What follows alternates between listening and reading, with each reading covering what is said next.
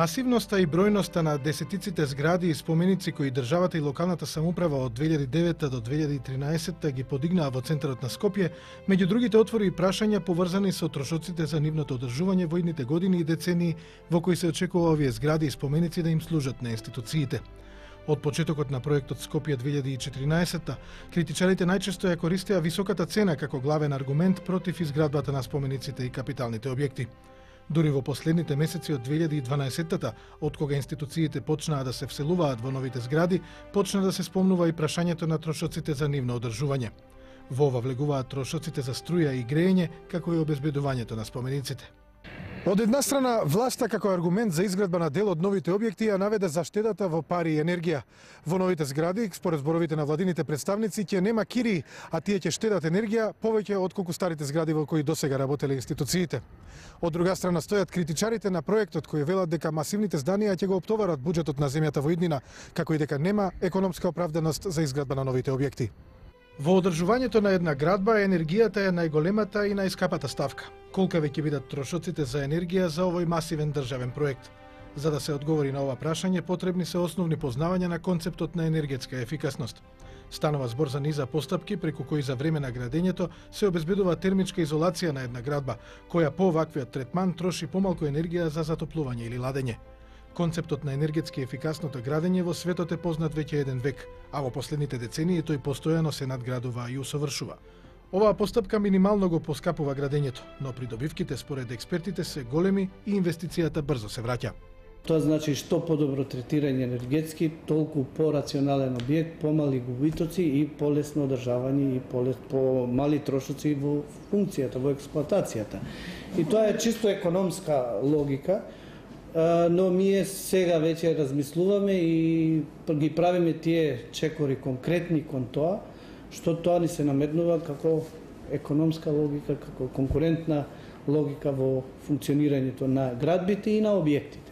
Трошоците за градба не се толку многу. Сега не се направени некои конкретни анализи, но по моја така слободна проценка тие не ги надминуваат 3 до 4% од градбата. Времето за враќање на таа инвестиција не би била поголема од 5 години. Во западните земји енергетски ефикасното градење одамна е ставено во законите, а и приватните компании и државата имаат обврска да градат вклучувајќи ги овие стандарди. Во Македонија неколку години има регулатива со која е уредено ваквото градење, но постои само правилник и препорака која не е вметната во законот, односно никој не е обврзан да гради според точно определени стандарди. Во изминатите години ова го користеа дел од градежните компании, кои за да заштедат користеа поевтини материјали и не ги вклучуваа стандардите за енергетски ефикасно градење. Од ова произлегуваат градби кои во иднина ќе трошат повеќе енергија, односно нивното одржување ќе ги чини сопствениците и корисниците на тие згради повеќе. Во проектите нема некој посебен елаборат каде што тоа се третира со некои критериуми. Но во секој проект кај што ние конкурираме, гледаме преземени мерки за енергетска ефикасност. Значи, изолирање на фасади, изолирање стакла со 4 сезонски профили, со добра изолација. Тоа значи дека сегде се преземат мерки за енергетска ефикасност. Негде повеќе, негде помало, но не со некоја клаузула дека објектот треба да постигне ово ниво, него мерките што се преземени како димензионирање на изолациите на фасадите, како самите по себе си се преземени за да се има енергетски ефикасност. Може ли да зависи, да речеме, од изведувачот на крајот, да се обиде тој да заштеди или да не ги инсталира? Таа политика на инвестиција ја води инвеститорот. Значи, изведувачот е во функција само да имплементираш тоа што договара и тоа што бара инвеститорот. Може изведувачот да предложи одредени решења за да си ги подобри карактеристиките на објектот, но тоа дали ќе му се прифати, тоа е ствар дали на планираните средства. Нормално е дека секој инвеститор ќе бара подобро да има, но Прашање дали кога ќе го кошта повеќе ја прифати таа препорака или не, тоа е ствар на инвеститор. Обидите да дознаеме кои од објектите од Скопје 2014 се градени според модерните стандарди за енергетска ефикасност и во која мера овие стандарди биле имплементирани, завршија со молк од институциите. Според податоците од дел од тендерите, ваквото градење било предвидено на одделни градби, но не се знае колку изведувачите се придржувале до стандардите. Од градежниот институт, кој треба да контролира дали проектите ја вклучуваат потребната изолација, велат дека се уште не го прават тоа, затоа што прописите кои го уредуваат енергетски ефикасното градење стапуваат на сила како обврска дури на средината од оваа година. Ова значи дека државата и самата нема централизирани податоци за тоа колку енергетската ефикасност била вклучена во изградбата на објектите од Скопје 2014. Една од ретките згради кај кои се знае дека државата вложила во енергетската ефикасност е Стариот театар. Во 2012 на фасадата беше изведена дополнителна надворешна изолација. Експертите велат дека државата би имала големи придобивки доколку темелно и плански му пристапила на овој проблем. Поради недостатокот од официјални информации и бројки, тие главно се воздржуваат од коментари околу енергетската ефикасност на конкретните згради и на проектот во целина. Сепак велат дека ваквото градење е особено важно кога се работи за големи објекти, а релативно малата инвестиција во дополнителната изолација кај масивните објекти се враќа за покус рок.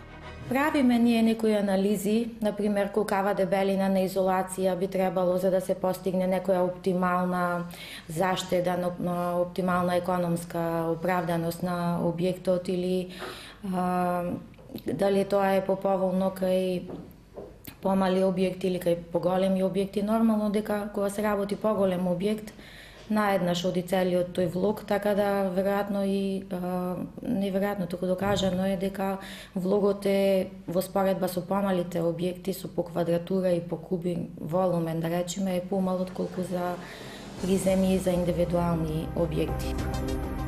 Според податоците од тендерската документација на проектот Скопје 2014 кои ги објавија дел од медиумите, за потребите на електрична енергија на објектите покрај Вардар ќе биде потребен капацитет од 15 мегавати, што е за половина повеќе од комплетното сегашно производство на хидроцентралата Матка. Овие податоци не беа демантирани од владата, а тие покажуваат дека потрошувачката на струја на проектот Скопје 2014 ќе биде сериозен трошок за државата. Спомениците на плоштадот, Триумфалната порта и Калето секоја вечер се осветлени со стотици рефлектори, кои претходно ги немаше, а административните згради за време на државните празници покрај редовното вклучуваат и специјално светло.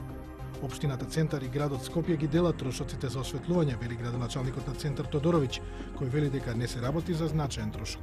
На територија на град Скопје мислам дека општините по половина ја плаќаат сметката заедно со градот, затоа што не се издвоени со мерни станици уличките кои припаѓаат во ингеренција на општината со булеварите кои припаѓаат во ингеренција на градот. Па не е тоа. Сега сите скоро, мисля, чини сите оние сијалични места за осветлување на спомениците се од последната технологија со LED диоди, тоа е навистина скоро символично. Сепак, едноставните пресметки за осветлувањето на сите споменици покажуваат дека трошокот за оваа намена не е толку символичен. Само Триумфалната порта и спомениците се осветлени со најмалку 500 рефлектори со јачина поголема од 300 вати. Еден ваков рефлектор кој свети во просек по 10 часа дневно, годишно може да троши и до 100 евра по актуелните цени на струја, што значи дека само осветлувањето на спомениците би можело да го чини градот и општината Центар 50.000 евра годишно. Кога на ова ќе се додаде осветлувањето на административните згради, на кои има неколку пати повеќе вградени рефлектори, сумата потребна за оваа намена многократно расте. На крајот на 2012-та, државната компанија за производство на струја Елем започна кампања со огласи во весниците и видеоспотови на телевизиите, во која ги убедуваше граѓаните да штедат струја. Секогаш кога ќе оставите непотребно вклучена светилка, неразумно ги трошите ресурсите, придонесувате за одлевање средства од буџетот, ја загрозувате енергетската стабилност на нашата земја и благосостојбата на идните генерации. Додека се емитуваше овој спот, само за осветлување на Стариот театар од буџетот се одлеа 1.000.000 евра. Еден од аргументите на владата во корист на изградбата на објектите од Скопје 2014 беше дека со преселбата на институциите во новите згради, тие повеќе нема да бидат кираџии, а дека трошоците за изграда на новите објекти ќе се исплатат во разумен рок од неколку децении. Мислам дека тоа е една блага форма на една илузија. Инвестирање во такви капитални објекти, какви што се направија од левата страна на брегот на реката Вардар, ни најмалце не се ефтина работа. А уште посложена работа е нивното одржување. Да бидат функционални. Бидејќи сето тоа ќе изискува огромни трошкови за нивно ставање во функција и утре управување со нив. Еден од истакнатите членови на владеачката ВМРО-ДПМН е Владко Ѓорчев во колумна за еден весник остро ги нападна бизнисмените кои издавале деловен простор на владата, пресметувајќи колку пари тие добивале од кирии на годишно ниво. Во провладените медиуми се спомнуваа и имиња на бизнисмени и бројки. Според овие написи, Министерството за надворешни работи досега плаќало годишна наемнина од 90.000 евра во зграда собственост на приватен бизнисмен. Според ова, новата зграда на Министерството тешко може да се оправда со пониските трошоци, затоа што таа чинеше 13,5 милиони евра. Пресметките покажуваат дека според овие цени би биле потребни околу 140 години за на државата да и се исплати изградбата на новата зграда на дипломатијата. Уште еден пример во кој владата го искористи аргументот на заштедата е новата фасада на државната енергетска компанија МЕПСО. Комплетниот надворешен изглед на ова здание, изградено во 80-тите години, се менува со изговор дека со зафатот и со покривањето на стаклената фасада ќе се подобри енергетската ефикасност на објектот, а МЕПСО ќе заштеди струја и пари. Професорот на Машинскиот факултет Атанаско Туневски, кој воедно е и член на опозицијскиот социјалдемократски сојуз, вели дека тоа што фасадата е стаклена не значи дека објектот сега троши повеќе струја. Прво треба да се излезе со податок таа зграда колку сега троши. Јас се плашам дека тие анализи ќе покажат дека таа зграда воопшто денеска не е лоша од енергетски аспект. Значи таа и визуелно не изгледа лошо, а се плашам или се надевам дека од енергетски аспект ќе се покаже дека не троши премногу енергија, односно не троши многу енергија.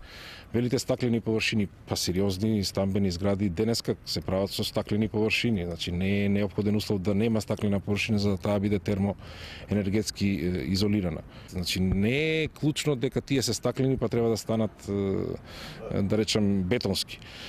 Настрана што во оваа немаштија, во оваа беспарица, МЕПСО наместо да гради далеководи, наместо да вложува во осовременување на мрежата, реално фрла пари во фасада. Пак ќе речам, сите тие фасади, сите тие нови градби не носат пари. Тие бараат пари да се изградат и потоа ќе бараат пари да се одржуваат. За професорот на архитектонскиот факултет Мирослав Грчев пак, во овој случај нема дилеми дека не држи аргументот на власта околу енергетската ефикасност на објектот на МЕПСО. Постојат голем број на технички, рационални, рутински, научно проверени, произведени и веќе применети на, рецимо, милиони случаи. Ова решение кое што се нуди не постои во современиот свет, не постои во литературата, никој не се осмелил, ако и го сонувал под дејство на хероин, не се осмелил да го соопшти јавно, затоа што најголемата површина која овде се облага е површината на столбовите кои што се неколку метри вон фасадата и површината на стрејата, односно на атиката. Значи тоа е веќе, знаете, не се работи за пародија, само пародија, подбивање. Тоа е нешто што веќе преоѓа во злостор, особено ако се земе дека се работи за јавна изјава на званичници од јавно предпријатие, кои што управуваат со јавни ресурси, кои што се собственост на граѓаните на Републиката. Најсилните критики за овој аспект на проектот Скопје 2014 се однесуваат на видот на објектите кои се изградени. Според професорот Туневски, нивното одржување ќе чини многу пари, а самите згради нема да носат профит, туку само ќе ја вдомат администрацијата и ќе генерираат трошоци, не само за оваа, туку и за идните генерации.